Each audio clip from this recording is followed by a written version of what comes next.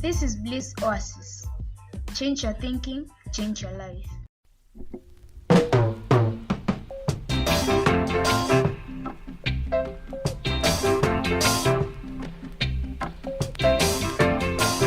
I want to know. Everybody wants to know. I want to know. Everybody wants to know. I want to know. Everybody wants to know. Oh, I want to know. Everybody wants to know. Oh!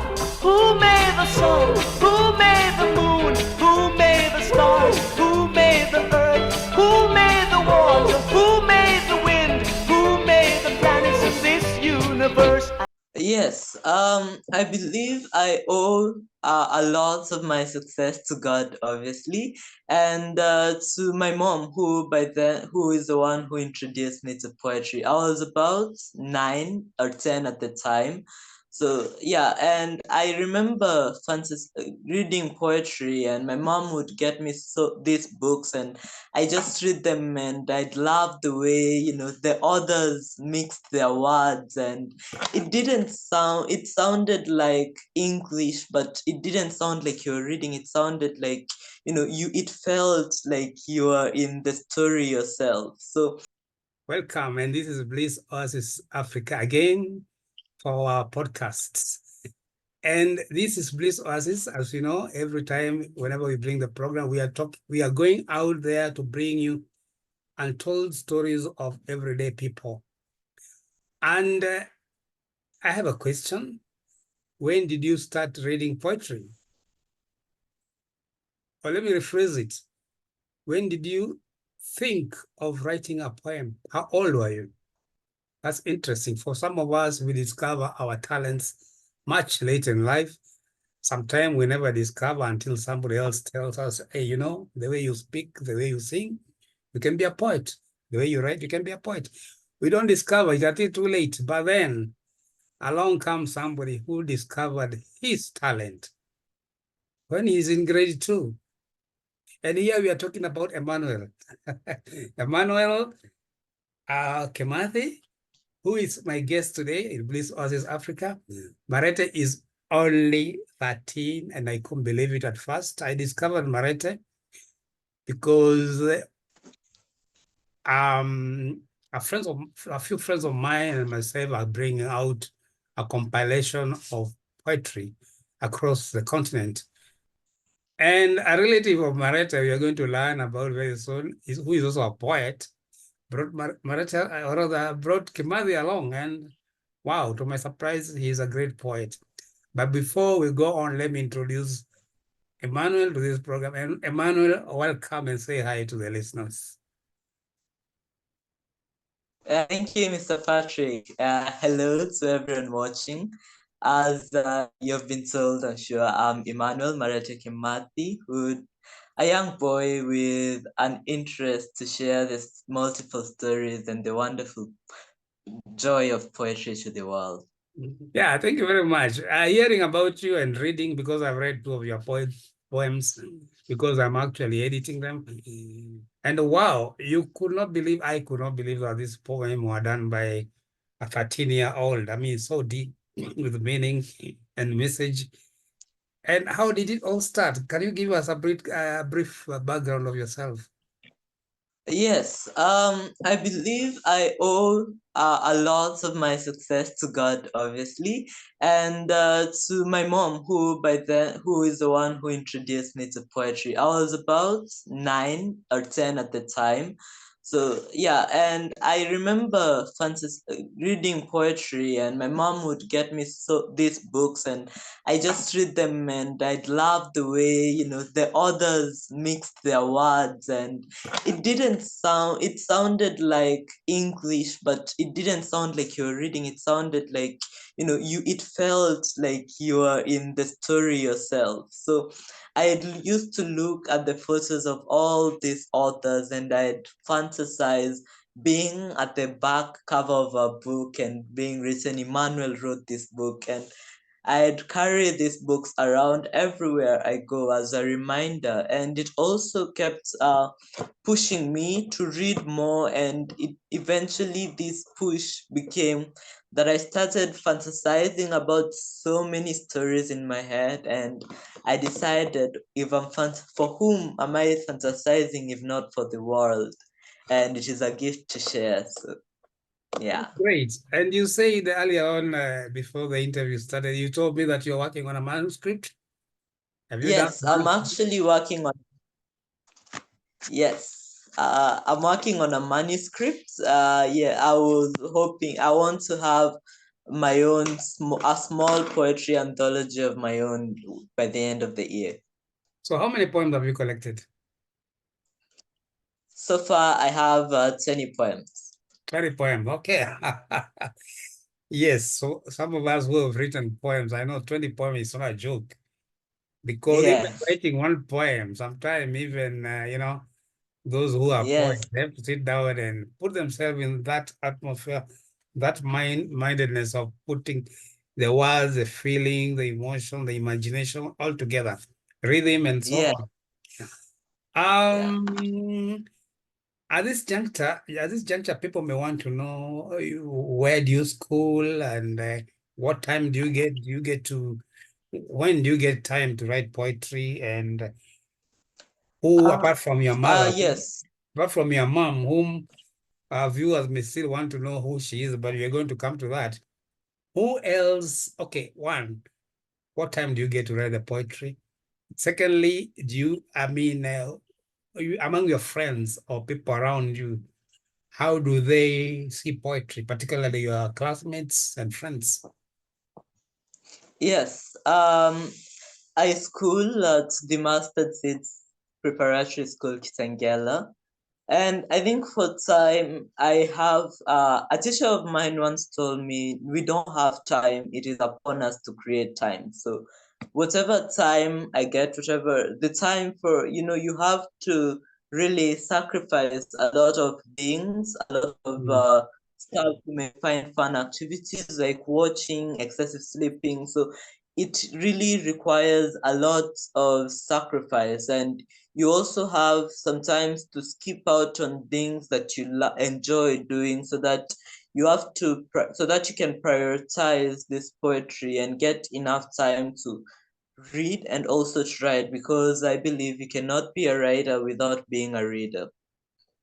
And about my friends, they are all very supportive. I am friends with many people, extremely intellectual, and they like poetry. Some say it's a bit challenging to understand, others say it's boring, but majority, yes, majority Sorry. of them find it really intriguing. Okay. Okay. Yeah, When you said you have to find time, of course, that also means you need to have discipline. You have to have discipline yes, because somebody told me once, or I read somewhere once, that writers, who of course include poets, can also be very lonely people. Lonely, or in the sense that they are most of the time alone. They have to think, they have to create. yeah, And for that, you need discipline, because not many people can just go somewhere in the corner or somewhere in the room to sit and write. What do you true. think about that? Discipline and having to really sacrifice, as you said. Yes, I've seen this apply a lot in my life. And, as a writer, you get inspiration in the strangest of circumstances Yeah. and in the strangest of time. And that inspiration does not just stay there. So immediately you get it, you have to pen it down somewhere in order not to forget. And sometimes you may seem like antisocial, an introvert, Mm. and sometimes you may even doze off, you may zone out of conversations, and in your head people don't know you're somewhat traveled to a different world, and you're engaging with the various forms over there. So it can really very few people are able to understand, and yeah, it can really make one lose some friends. So you're only 13 years old, Yes. to 14 years old. And as I said in the introduction, many people of your age may not have discovered their talents or even think what they may need to do. Okay, or maybe they do, because whatever one lies in their heart, that turns out to be their talents. But personally, I've never come across a poet of your age. Have you? Have you? Do you know any poet who is your age? Yeah. No. Yeah, that's what I meant. I mean, it's quite unique. Yeah, It's quite unique. And do it people is. wonder about that? People, wonder how, I mean, how come why so much interest in this, the boring, things you write or you. Yeah, sorry.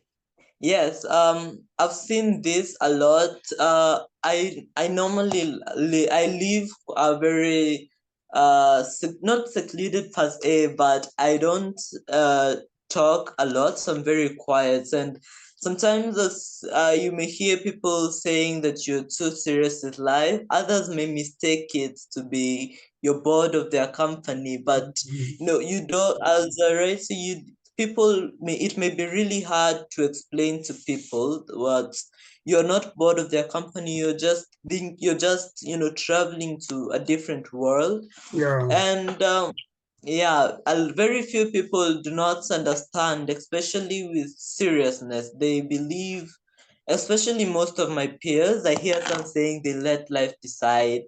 And I find that to be very not very logical, because I believe that if the life is yours, then it is up to you to decide how you're going to shape it. And Okay. if you can, yeah.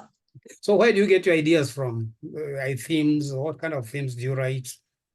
Or idea, or yes, theme and particular ideas. Where do these ideas come from? I attribute most of my ideas to reading. Number one, you have to read various books and understand the language and the art.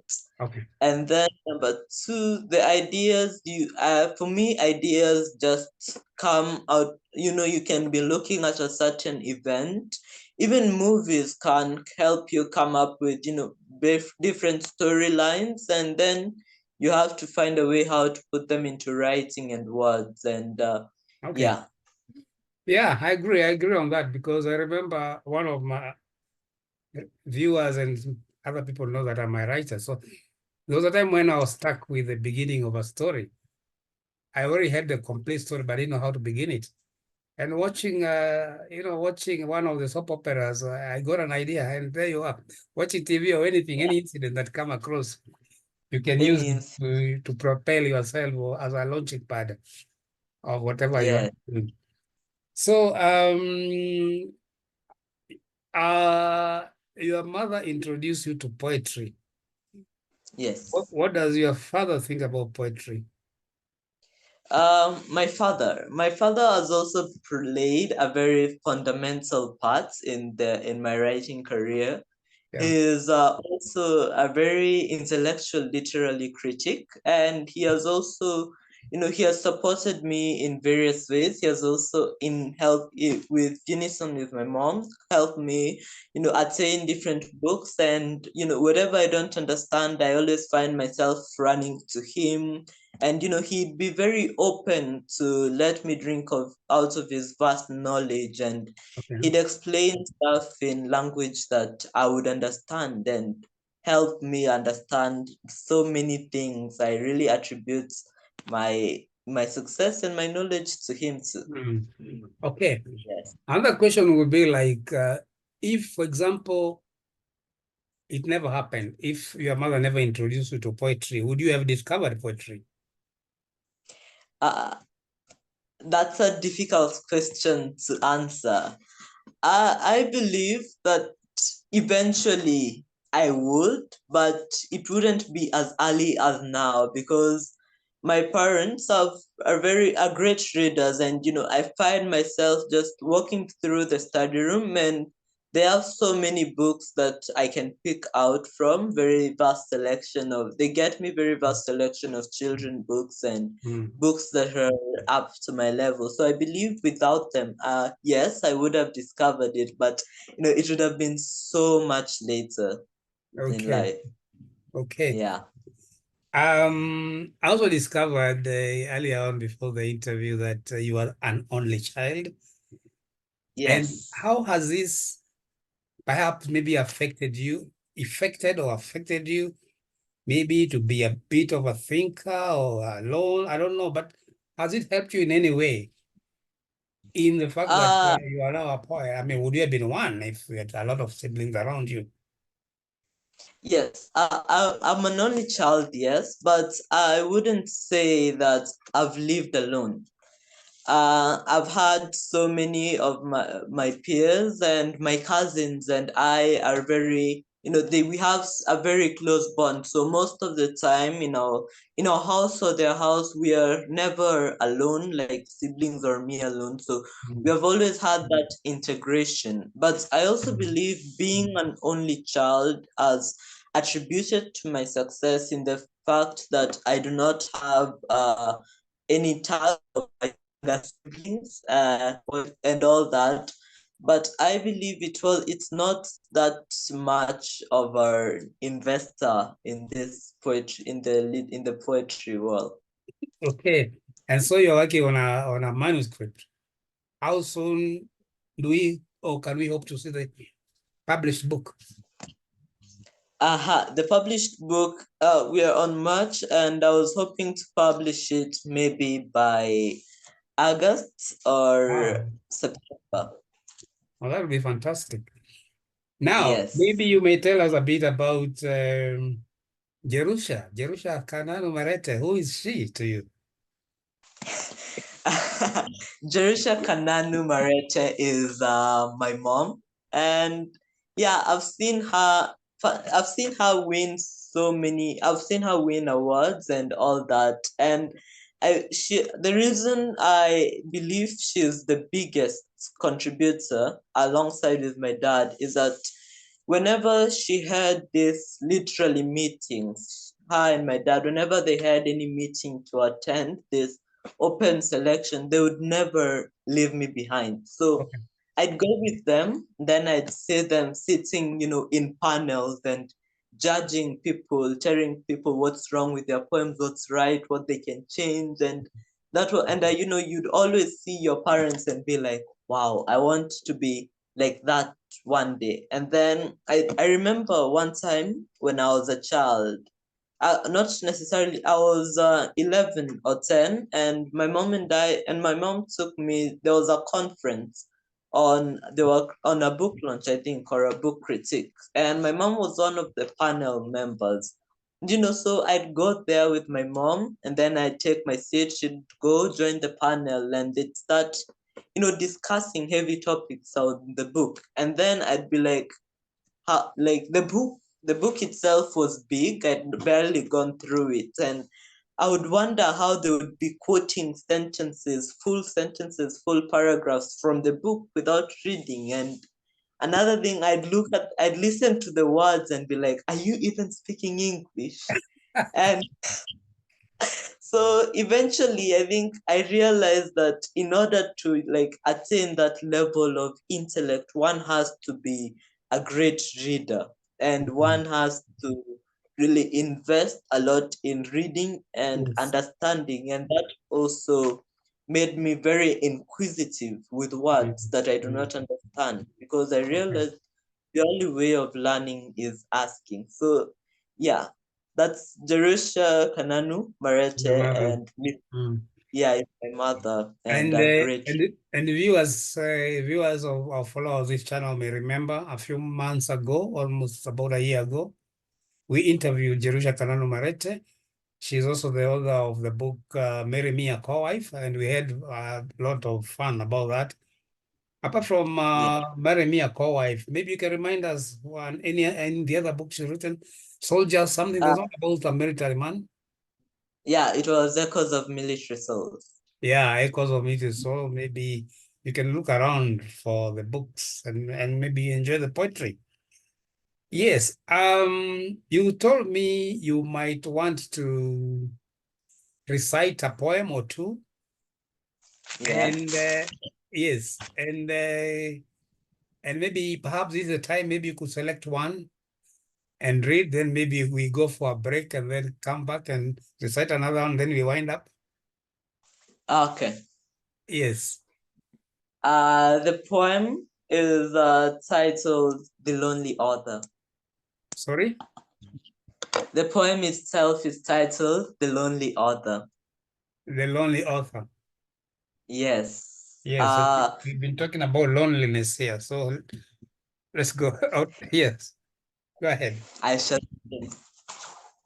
Yeah. As he sat in his lonely corner, alone yet again, with no friends, his thoughts ran wild, his imagination sparked, and the narrator in his head, a non-stop broken record. He was taken to different worlds, of peace and serene he sought, but to no avail. The flicker of hope in his heart was all that he clung to. Thank you. It's done. Is that short? I think we still Yeah. have time. We still have time for another one before we can go to Brook. You had two? Yeah, I had two. Yeah, just recite that one and then we can go for a short break. Okay. I shall read. I shall Yeah. recite.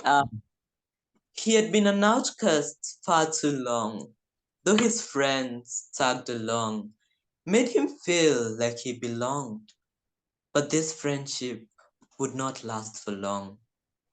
The friendship soon began to break.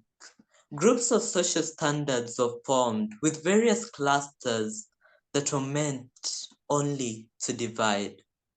The rich from the poor separated, the tall from the strong, the tall from the short, the strong and beautiful, never again to mingle with the weak and the ugly. He realized he was all alone, with no one to love him but his bed, and no one to care for him, not even himself.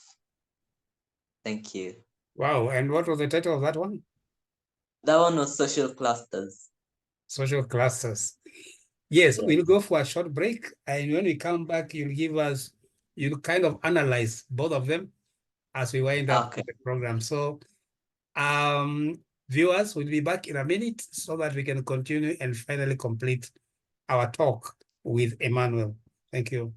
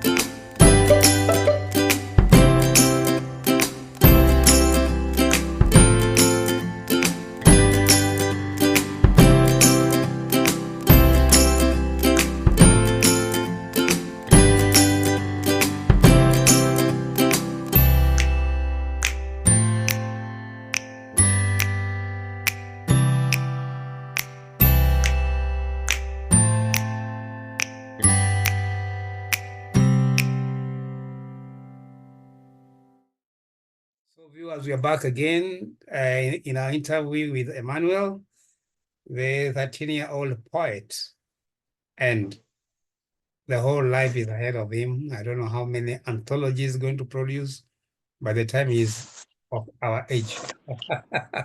But really, yeah, just before we went for a break, he had recited 2 poems. I like him to recite them again, no, not so fast. And then also after end of each one, he can tell us what the theme was about and what is the message, to whom it is addressed and so on. So over to you. The first one, what was the title again? The first one was titled The Lonely Author. The Lonely Author. All right, let's go. Yeah. Go ahead. Okay. He sat at his lonely corner, alone yet again.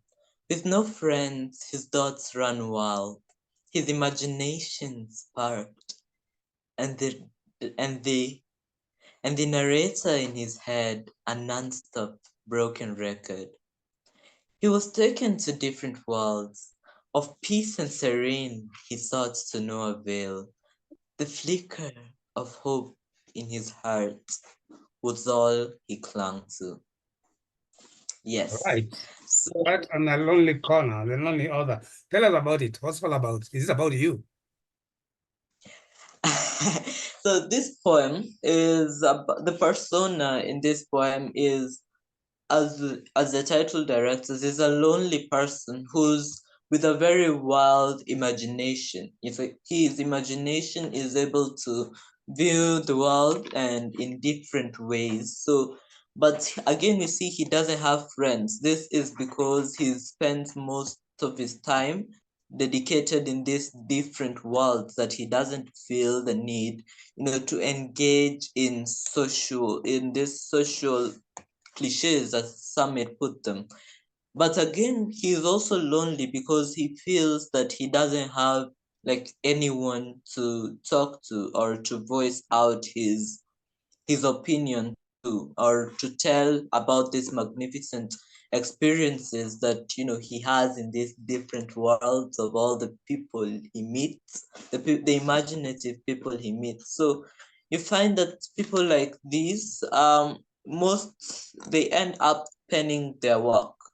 Like myself, sometimes you find that you have so much in your head, but you feel that you have like no one of your age to talk to tell about all this that's going on in your head. So you just sit and pen it down and let whoever is interested read. Okay. I think even there are people who may not be poets as such, who live in such a Yeah, world. It's only that maybe they can't pen their thoughts because they may be lonely, they may be introverted, but a lot is happening in their mind. They're creating their own universes, as you said. true. And I think some of such people could be painters. They put whatever they're thinking about in canvas and so on. Yes. But yours is about Yeah, an author. An author doesn't necessarily mean somebody who writes books. It could be authoring true. something else, creative, Yeah, creative work.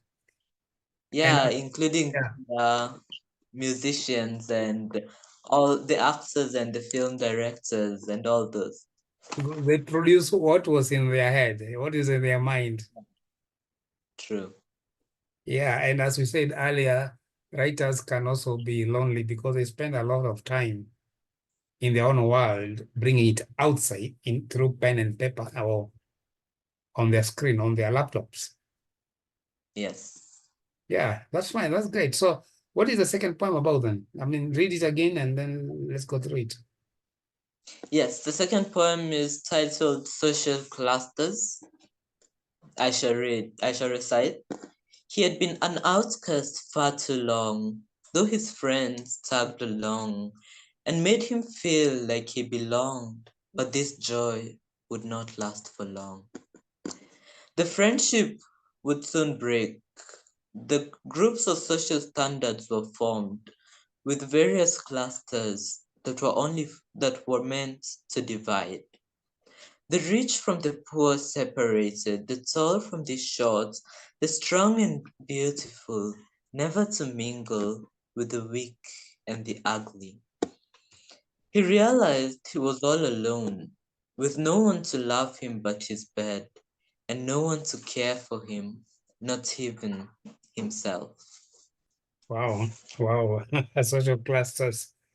Do you find Yeah, this guy who is, I think if I got it right, he was being dragged into social, belonging, yeah. that he can belong. And apparently he was not comfortable. Yes, this is actually, you got it just right. This is a person, you see, as in the first stanza, we hear that he had friends Yeah. and they would make him feel like he belonged, but that was before. So I was looking at I remember it was one night I was tired, but then I felt like I was feeling down. So I just sat and started thinking, and this thought came to my head: how many times, or how many times do we lose our friends because we refuse to participate or engage, in a certain activities because of either morals or inability to do it? And sometimes our friend gets offended and leaves us. And I was like, this is the case with most people. They, especially in friendships, like how many people are still friends with their childhood best friend? You find that as you grow, there are this, social clusters that one has to fit in. And for an author, like you said, musicians, painters, and even writers, they do not, they seldom do they do not have time to, to change their lives or to alter their lives to fit into this world, because they are already fitting in other worlds, because they are already fitting in their world of paint, in their world of pen and paper, and, in their world of music. So yeah, this poem, you got it just right. It's a person who refused to be dragged into these social clusters and found out that he was alone with no. And sometimes we, even as we go through this, very few people are able to deal with it. We sometimes neglect ourselves and throw all our energy, into our work.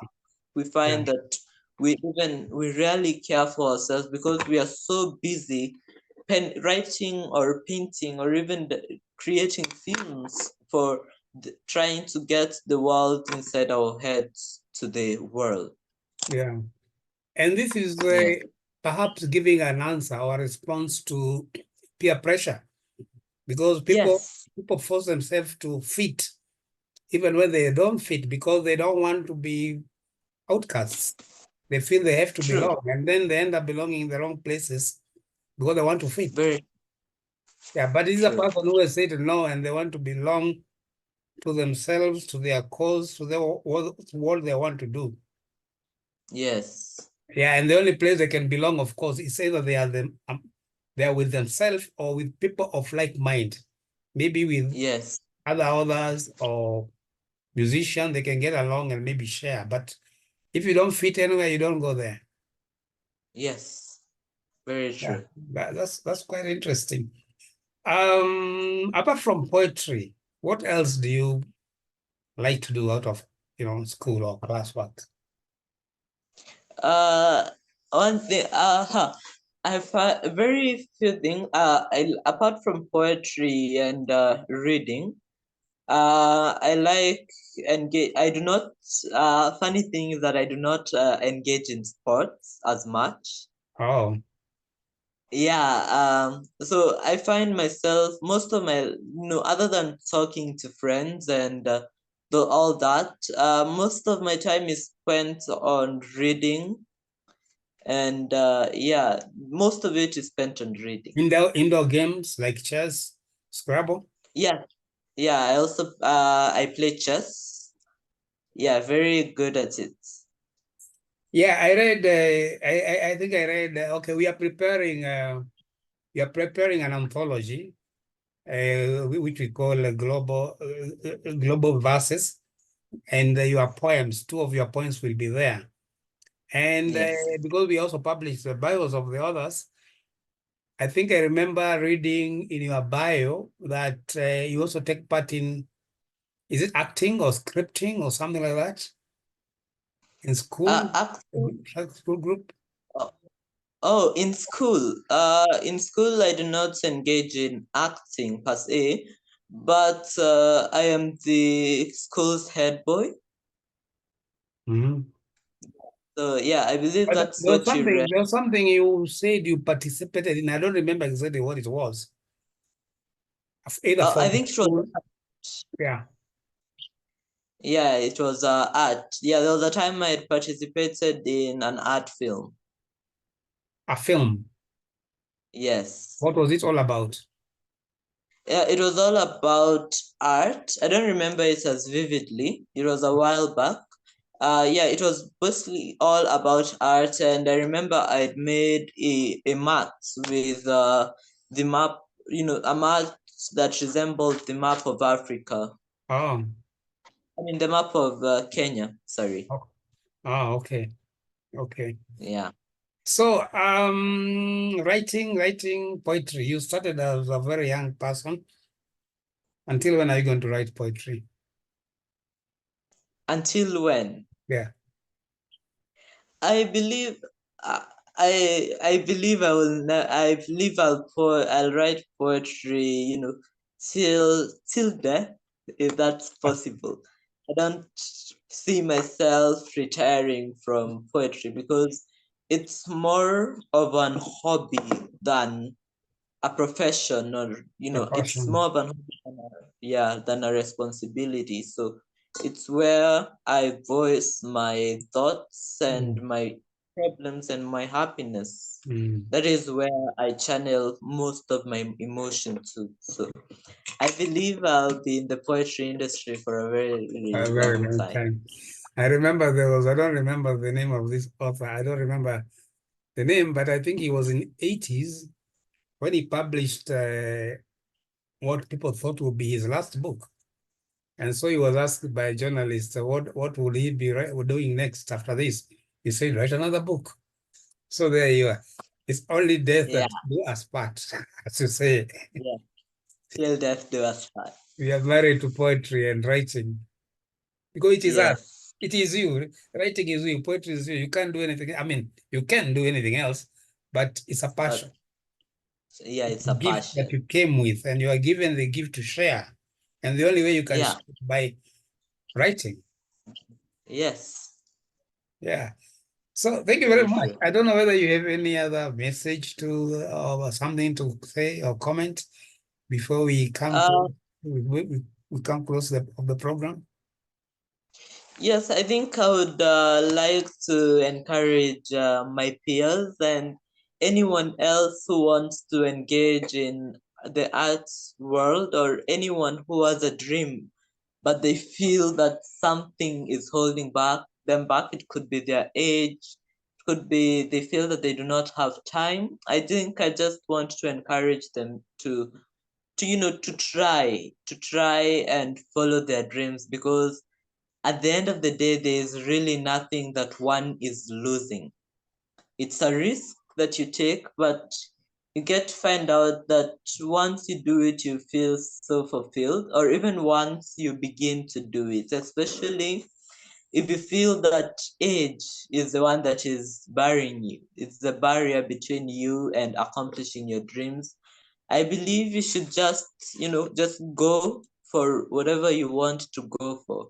If it's writing poetry, singing, you just do what it is that you like and try to sharpen your talents always. You should always try to keep on your toes and work hard.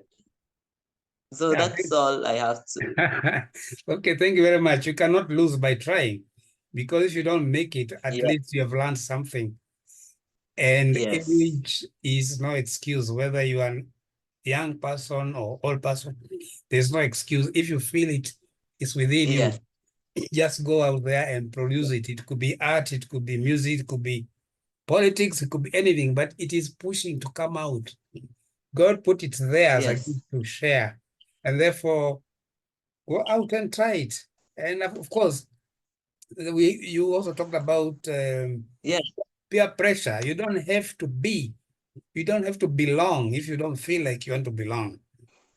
Go there and do what you feel is best for yourself, isn't it? Yes, very. Yeah. So thank you very much, Emmanuel. Yes, I believe the most important. Yeah, you believe? Yeah. You believe? Yeah, I believe that the most important thing is to belong to oneself. First of all, to work hard and to love yourself first before Yes. looking for validation from others. Of course, because it's only by loving yourself that you're able to give yourself to others fully, Well, yes, including your very gifts true. and so on and so forth. So thank you very much, Emmanuel Kimathi Marete, for your time. Thank you. And it's so exciting. Yeah, it's so exciting to find that people like you are there, even at your young age, you are really using your talents. And I'm looking forward, we are all looking forward to see your book finally out. And also Global Voices will soon be out. The copy will be there, and readers the viewers and readers can also get a copy and see your work as among other poets. So thank you very much, and all the best, and I hope to see you very soon elsewhere. Thank you too for this opportunity. All right, thank you, and fine. Bye-bye. Okay. Yeah. Bye-bye. Well, now I know